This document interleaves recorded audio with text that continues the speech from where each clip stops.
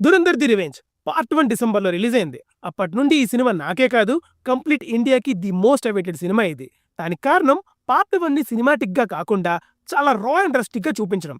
అసలు సినిమా చూసేటప్పుడు మనం ఇండియాలో ఉన్నామా లేదా పాకిస్తాన్లో ఉండి ఆ పాకిస్తానీ లైఫ్ ఎక్స్పీరియన్స్ చేసిన ఫీలింగ్ ఇచ్చింది. అదంతా పక్కన పెట్టి ఈ సినిమాని నేను హిందీ వర్షన్లో చూశాను. తెలుగు డబ్బింగ్ గురించి మాత్రం నాకు తెలీదు. సో దానికి తగ్గట్టే రివ్యూ ఇస్తాను. అండ్ ఈ వీడియోకి ఒక 20K లైక్స్ అయితే టార్గెట్గా ఇస్తున్నా. కొట్టేని చెప్పా. అండ్ ఈ వీడియోని హైప్ చేయండి. సినిమా చూడగానే నా నోట మాట రాలేదు. అసలు కొద్దిసేపు అలా ఒక ట్రాన్స్లో ఉండిపోయా. ఆ యాక్షన్ ఎపిసోడ్లు, ఆ డ్రామా, ఆ బీజిఎం, ఓవరాల్గా సినిమాను నేను జనరల్గా ఒక సినిమాని డిస్క్రైబ్ చేయడానికి వేరే లెవెల్ ఉంది.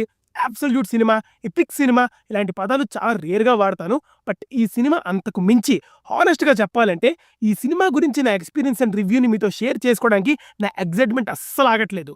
స్పాయిలర్స్ లేకుండా చాలా నీట్గా నా రివ్యూని షేర్ చేసుకుంటా. ప్లాట్ విషయానికి వస్తే ఎక్కడ ఎండ్ అవుతుందో అక్కడే స్టార్ట్ అవుతుంది. జస్కరిత్ హంజాగా మారడానికి కారణం ఏంటి, హంజా కరాచీకా బాద్షాగా ఎలా మారాడు, తర్వాత ఏం జరిగిందన్నదే ఈ సినిమా స్టోరీ. 4 hours ఉన్నా పెద్దగా ఏం రివీల్ చేయాలనుకోవట్లేదు. అన్ని హాల్లోనే చూడండి. పాజిటివ్స్ మాట్లాడుకుంటే స్క్రీన్ ప్లే. ఆజిత్ దగ్గర క్లాసెస్ తీసుకోవాలి అందరూ స్క్రీన్ ప్లే గురించి. ఒరే 4 hours ఎలా కూర్చోబెట్టావురా? 99% పీపుల్ ఫోన్ తీయలేదు. హై మూమెంట్స్ వస్తే అరుస్తున్నారు, ఎమోషన్స్కి కనెక్ట్ అవుతున్నారు. అంత యాక్షన్ ఉన్నా చిరాకు తెప్పించలేదు. తన్నంరా దోతా ఆ స్క్రీన్ ప్లేకి, ఆ సీన్స్కి, ఆ డాట్స్కి, ఆ కనెక్షన్కి, ఆ హై మూమెంట్స్కి, ఎమోషనల్ మూమెంట్స్కి. ఎంతైనా Aditya Dhar is one of the best film makers in India at present. అంతకంటే ఎక్కువ ఏం చెప్పినా తక్కువే. ఇంటర్వెల్ బ్లాక్ అండ్ క్లైమాక్స్ సినిమాకి బిగ్గెస్ట్ ప్లస్. రెండిట్లో మంచి ఎమోషనల్ హైస్ ఉంటాయి. యూజువల్గా హీరోకి ఎలివేషన్ ఇస్తే హై అనుకుంటాం. బెస్ట్ థింగ్ ఏంటంటే ఈ హైస్ హీరో గెలవడం వల్ల రావు. అవేంటో సినిమాలో మీరే చూడండి.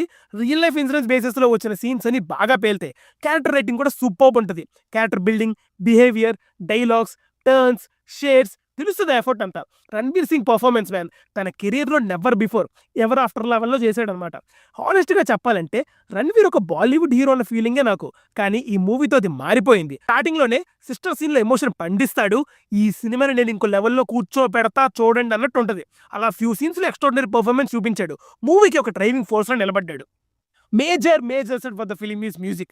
టీములు వరుసపెట్టి వస్తూనే ఉంటాయి. అండ్ అవి సీన్ని ఎంగేజింగ్గా, హైస్ కావాల్సిన చోట హైస్ని అలా మూడ్ సెట్ చేసింది ప్రతి సీన్కి. స్టోరీ కూడా చాలా ఇంట్రెస్టింగ్ స్టోరీని రాసుకున్నారు.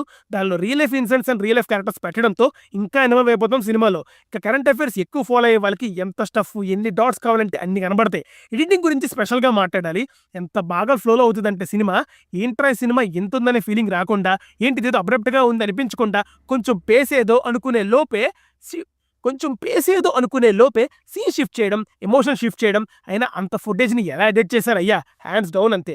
సినిమాటోగ్రఫీ, యాక్షన్ సీక్వెన్సెస్, విఎఫ్ఎక్స్ ఇలా టెక్నికల్గా సినిమా చాలా స్ట్రాంగ్గా ఉంటుంది. యాక్షన్ కొరియోగ్రఫీ గురించి స్పెషల్గా మాట్లాడుకోవాలి. ఒక 10 యాక్షన్ సీక్వెన్సెస్ ఉంటాయి సినిమాలో. ఏది కూడా సేమ్ ఉండదు, ఏది కూడా బోర్ ఉండదు, ఏది కూడా ఓవర్ ద టాప్ ఉండదు. టాప్ స్టఫ్ అంతే. నెగిటివ్స్లోకి వెళ్లే ముందు మన ఛానల్ని సబ్స్క్రైబ్ చేసుకోండి గైస్. మేము పెట్టే ఎఫర్ట్కి మేము రిటర్న్ అడిగేది ఇది ఒక్కటే. నా కమిట్ టు ద నెగిటివ్స్. హానెస్ట్గా చెప్పాలంటే ఇవి పెద్ద నెగిటివ్స్ కాదు సినిమా అయిపోయే టైంకి, బట్ అనిపించినా చెప్తున్నా అంతే. 2 words క్లైమాక్స్లో వచ్చే యాక్షన్ సీక్వెన్స్ లెంతీగా అనిపించింది. అప్పటికే అంతసేపు కూర్చొని ఉంటాం కదా, కొంచెం రిలెంట్లెస్ యాక్షన్ ఉండడంతో ఎలాగో పోతాడు కానివ్వచ్చుగా అనిపించింది. అర్జున్ రాంపాల్ అంటే పాకిస్తాన్ మేజర్ రోల్ చేశారు.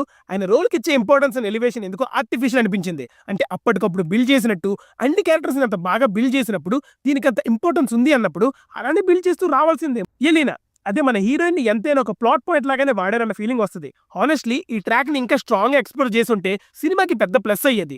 యాక్షన్ మీద ఫోకస్ చేసి ఈ సైడ్ చేసినట్టున్నారు. పేసింగ్ డ్రాప్ అబ్జర్వ్ చేస్తాం ఈ ట్రాక్ వచ్చినప్పుడు. ప్రాబబుల్లీ అందుకే ఎక్కువ టైం స్పెండ్ చేసినట్టు లేరు. పర్ఫార్మెన్సెస్ పరంగా ప్రతి ఒక్కరు బ్రిలియంట్ పర్ఫార్మెన్స్ ఇచ్చారు. లిటరలీ ఎవ్రీ క్యారెక్టర్లో చేసిన వాళ్ళకి ఇంపార్టెన్స్ ఉంటుంది. And everyone delivered. Especially Madhavan man got some great moments bro. Sanjay Dutt dialogues మంచి ఫన్ మూమెంట్స్ని ఇస్తాయి. జమీల్ క్యారెక్టర్ కూడా బాగుంటుంది. ఇలా అందరూ బాగా చేశారు. ఓవరాల్గా Dhurandhar the revenge is best action film from Bollywood after a long time. And bro it is one of the best films of the decade. Action lovers, Indo Pak conflict interest ఉండే వాళ్ళకైతే పండగే. కొంచెం యాక్షన్ ఫిలిమ్స్ ఎక్కని వాళ్ళకైతే ఓకే అంత అనిపించకపోవచ్చు. But the rest must watch only in theatres. అది guys review. ఇంతకీ మీరు సినిమా చూసారా లేదా మీకు కూడా షో క్యాన్సిల్ అయిందా? ఒకవేళ చూస్తే ఎలా ఉందో కామెంట్స్లో చెప్పండి. మళ్ళీ మార్నింగ్ ఉస్తాద్ భగత్ సింగ్ రివ్యూతో కలుద్దాం. Team movies for you. Bye.